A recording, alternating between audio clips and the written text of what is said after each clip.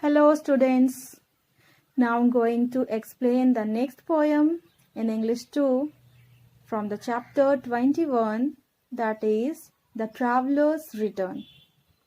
So this poem is a simple poem about a traveler and the intense desire to come back to where one is rooted. The poet talks about the onset of the journey of a traveler. So this poem is written by Robert Southey. He was an English poet of the Romantic school. His most enduring contribution to literary history is the children's classic, The Story of the Three Bears, the original Goldilocks story, first published in Southey's prose collection, The Doctor. He was a writer of miscellaneous prose and is chiefly remembered for his association with Samuel Taylor Coleridge and William Wordsworth, both of whom were leaders of the early Romantic movement. Some of these poems, according to the critics, were very successful, yet they were replete with mythologizing and allusion at the expense of poetic clarity. He left Oxford without taking a degree and went to Portugal and published his letters written during a short residence in Spain and Portugal. He remained a poet laureate until his death, after which William Wordsworth succeeded him. So this is the short description about the Robert Southey. Now let's read the poem, The Traveler's Return. We all have traveled at some point of time. What do you think is important, the journey or the destination? So you have to write a short notes on it about this point. So what are you thinking, that the journey or the destination, it is important? Okay, now the first paragraph. Sweet to the morning traveler, the song amid the sky, where twinkling in the dewy light, the skylark soars on high. So the underline words you have to write in your English 2 notebook. This is your classwork also. Amid. Amid means surrounded by. Dewy. Dewy means moist. And skylark. Quail. Source. Source means take off. So for this first paragraph, the meaning is he starts in the morning full of positivity and with a song. There is happiness around, as the poet says, their song amid the sky. The birds are also happy, and he gives example of skylark that soars high in the sky. Okay, now come to the second paragraph. And cheering to the traveler, the gales that round him play, when faint and heavily he drags along his noontide way. So the gales means strong wind, drags, pull something along the road, and noontide, time of noon. So the second paragraph meaning is the light passing through the dew is brilliant and adds to the charm of the beautiful nature and delight. The strong wind plays with the traveler who is still traveling and cheers him up with its playfulness. But as noon approaches, he gets tired and barely manages to drag himself. Despite being tired, the traveler can feel the wind which soothes him. Okay. Now third paragraph. And when beneath the unclouded sun full wearily toils he, The flowing water makes to him a soothing melody. Here, toils means work extremely hard. Okay, so the meaning of this paragraph is that the traveler works and toils. Hard work means toils hard under the sun, but it's the gushing water or a stream nearby that provides him with a soothing melody.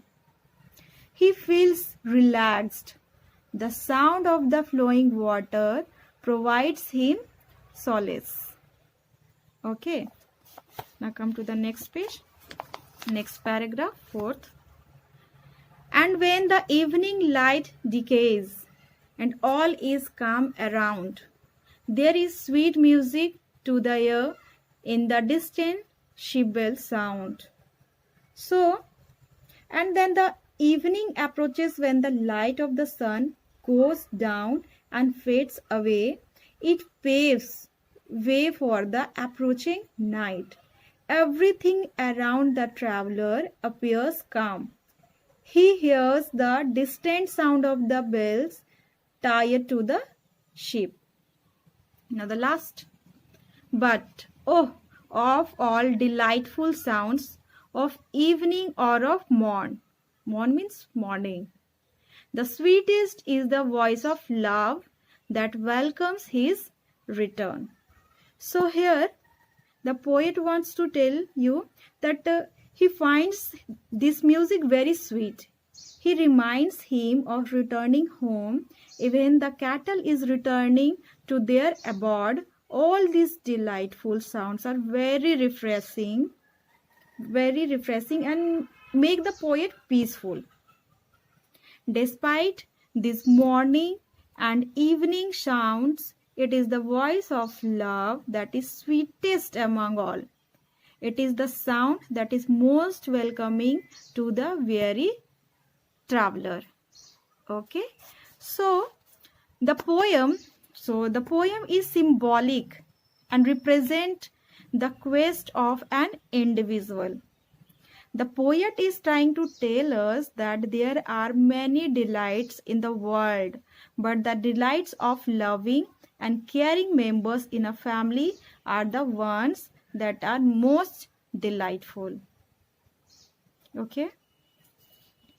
After this, let's do the exercise works. So as usual, question answer I will give you in your WhatsApp group. Now let's do the question number C. Look at these words and expressions. Why do you think the poet has used them? Okay, so you have to write this one in your English 2 notebook. Now I'm going to give the answer. Okay, the first one, twinkling in the twilight.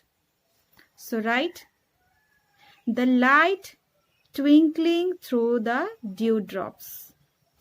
Second, soars on high. The answer is, the flight of the bird is being described. Okay. 3. Faint and heavily he drags. Write the answer for this expression. His weariness is being conveyed through these words. 4. Soothing melody. The sound of the water is like sweet music that can calm one. 5. Voice of love. The voices of his family who love him is being called the voice of love. So now this is the meaning of these expressions. Okay. Now D. Make meaningful sentences of your own using these words from the poem. Okay. Here clearly written that your own, but I'm also giving the answer for question number D also. So write the first, delightful. The early morning sight was delightful. 2. Welcome. They arranged a grand welcome for the soldier who was returning home from the battleground. C. Distant. The distant sound of the train could be heard in the still night. 4. Decay. All things ultimately decay and die. 5th. Heavily.